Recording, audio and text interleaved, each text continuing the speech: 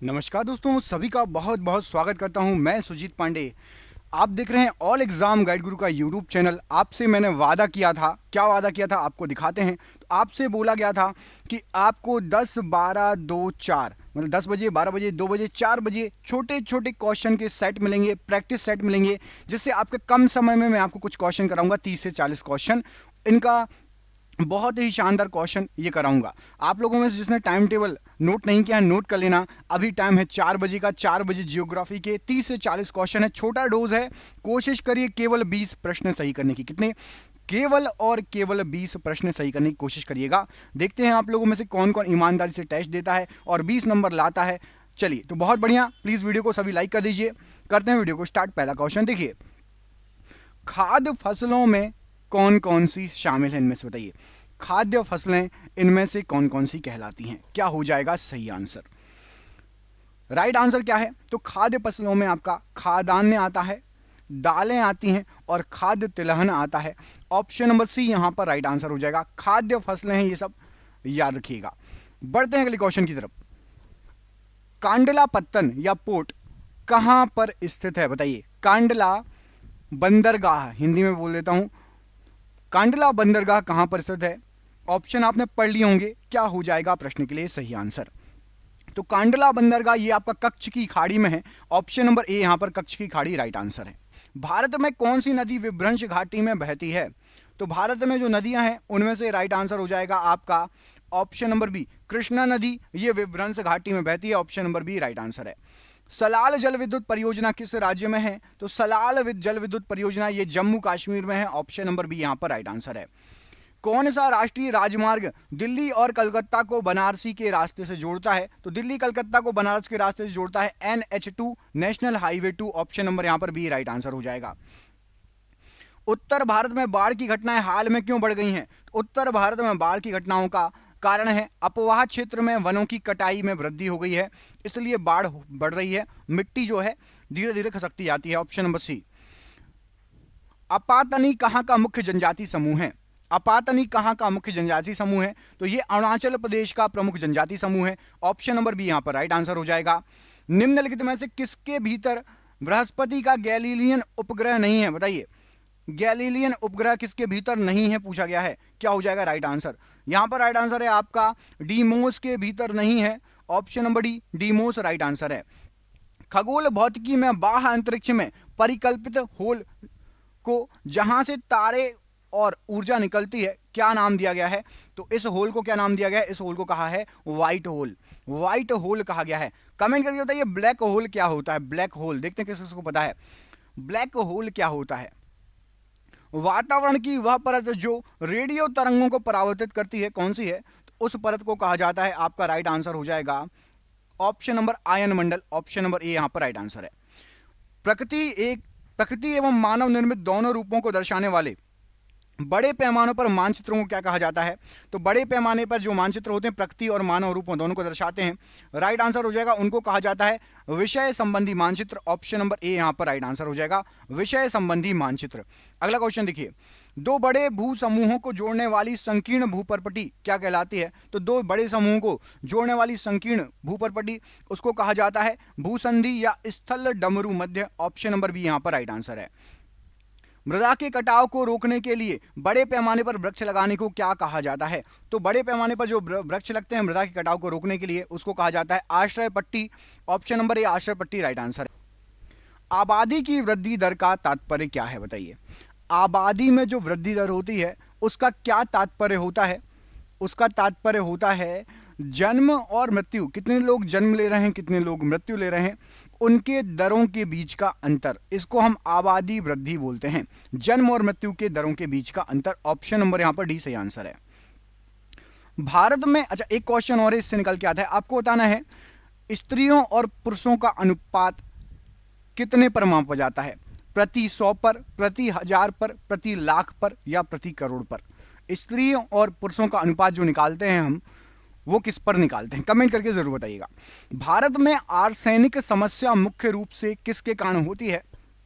तो भारत में आर्सेनिक समस्या ये प्रभावित क्षेत्रों में भौमजल मतलब भूमि जल का अतिशोषण से होती है। ऑप्शन नंबर डी सही आंसर हो जाएगा। जो आर्सेनिक से प्रभावित क्षेत्र हैं वहां पर भूमि जल का अतिशोषण, ऑप्शन नंबर डी। वर्मा का नया नाम म्यांमार पड़ गया है, हमारा पड़ोसी देश है।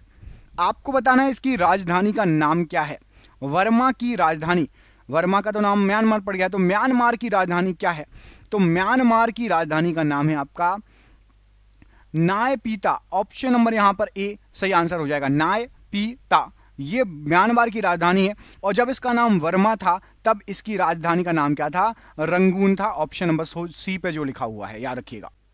ध्रुमावशेष मतलब स्लैश और बर्न कृषि को लिम्पा के नाम से कहां जाना जाता है? बताइए, बर्न कृषि को लिम्पा के नाम से कहां जाना जाता है? विश्व भूगोल का क्वेश्चन मुझे नहीं लगता किसी से बनेगा, बहुत कम लोग रहेंगे जिसको इसका आंसर पता होगा। राइट आंसर है मैक्सिको और सेंट्रल अमेरिका में बर्न कृषि को लिम्पा के नाम से जाना जाता है। किस किस का इस प्रश्न का आंसर नहीं बना कमेंट करके बताइएगा। बर्न कृषि किस किस को लिम्पा नहीं पता था, कमेंट करिएगा, देखते हैं किस किस को नहीं पता था।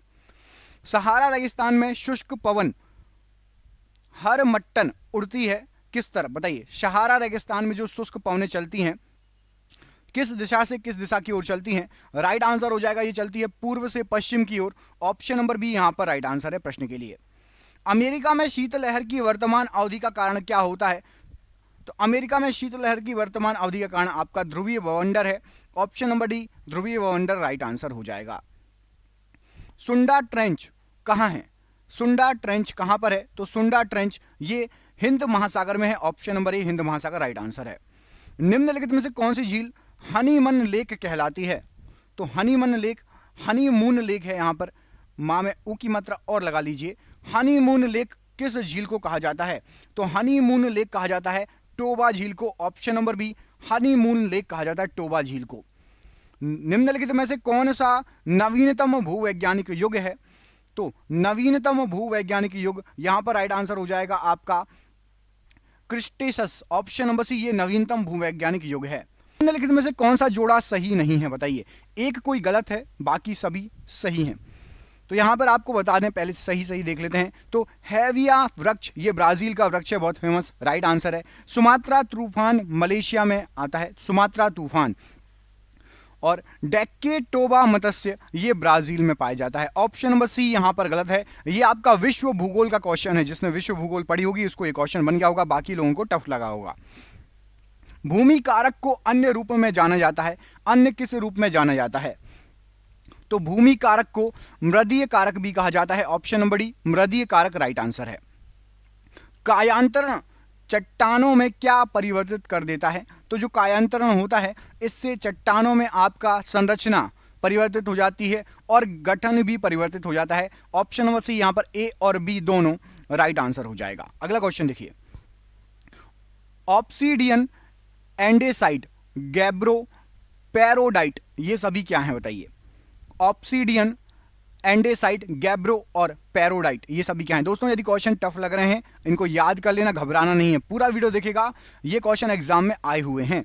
तो यहां पर सही आंसर हो जाएगा, ये हैं आपकी बहिर्वेदी चट्टान। ऑप्शन नंबर सी बहिर्वेदी चट्टानें हैं, ये सभी याद रखिएगा, ठीक है। स्क्रीनशॉट ले लीजिए, यदि आपको ये क्वेश्चन याद नहीं होता है तो स्क्रीनशॉट ले लिया कीजिए। ऑप्शन नंबर सी यहां पर राइट आंसर हो जाएगा। अगला क्वेश्चन देखिए, विश्व में सबसे बड़ा डेल्टा कौन सा है? तो विश्व का सबसे बड़ा डेल्टा गंगा डेल्टा है। Option number C Ganga delta प्रश्न के लिए राइट आंसर है। द्रव चालित क्रिया किस कारण से होने वाला एक प्रकार का अपवर्दन है, जो है अपर्दन है? तो द्रव चालित क्रिया ये होता है आपका प्रवाही जल के कारण अपर्दन। ऑप्शन नंबर ए प्रवाही जल के कारण अपर्दन। व्यापार की दृष्टि से सबसे व्यस्त बंदरगाह महासागर कौन सा है? तो व्यापार की दृष्टि से सबसे व्यस्त जो महासागर है ये है आपका अटलांटिक महासागर। Option number D. आभासी वृक्ष रहित विरल वनस्पति कहां पाई जाती है? तो आभासी वृक्ष रहित विरल वनस्पति ये टुंड्रा प्रदेशों में पाई जाती है। ऑप्शन नंबर बी टुंड्रा प्रदेश राइट आंसर है। यूरोप में आलू की पैदावार किसने शुरू की थी? यूरोप में आलू की पैदावार सबसे पहले शुरू की थी आपके स्पेनिश लोगों ने। ऑप्शन नंबर बी स्पेनिश लोग राइट आंसर है। व्यापारिक रूप से महत्वपूर्ण सूती रेशे क्या हैं? तो व्यापारिक रूप से महत्वपूर्ण सूती रेशे, ये आपके राइट आंसर क्या हो जाएगा इस प्रश्न के लिए? ऑप्शन नंबर आपका बी प्रश्न के लिए राइट आंसर हो जाएगा। मतलब बीजों के अधिचर्मी रोम होते हैं रेशे। सूती रेशे क्या होते हैं? बीजों के अधिचर्मी रोम। अगला क्वेश्चन देखिए, अनेक प्रकार की शराब और शैंपेन के लिए प्रसिद्ध कौन सी जगह है? तो अनेक प्रकार की शराब और शैंपेन, भूमध्य सागर इसके लिए बहुत ज्यादा फेमस है। ऑप्शन नंबर सी भूमध्य सागर। वलयाकार रूप में नदियां किस दिशा में बहती हैं? तो वलयाकार रूप में नदियां वलय के समान बहेंगी। ऑप्शन नंबर सी वलय के समान बहेंगी। अधिकतम ऊंचाई वाला असैनिक विमानपत्तन कौन सा है? तो अधिकतम ऊंचाई वाला असैनिक विमानपत्तन ये चीन में बनाया गया है। ऑप्शन नंबर बी चीन में है। निम्न मानव निर्मित विपदाओं में से कौन सी सामाजिक रूप से है? तो यहां पर जो ऑप्शन दिए गए हैं सामाजिक रूप से हमारा जो है ग्रहदाह। ऑप्शन नंबर बी ये मानव निर्मित विपदा है और ये सामाजिक रूप से विपदा कहलाती है, ग्रहदाह। प्रमुख दक्षिण पश्चिम एशियाई तेल क्षेत्र कहाँ स्थित है? तो प्रमुख दक्षिण पश्चिम एशियाई तेल ये स्थित है आपका फारस की खाड़ी के तटीय क्षेत्र में। ऑप्शन नंबर ए यहां पर राइट आंसर हो जाएगा, फारस की खाड़ी के तटीय क्षेत्र में।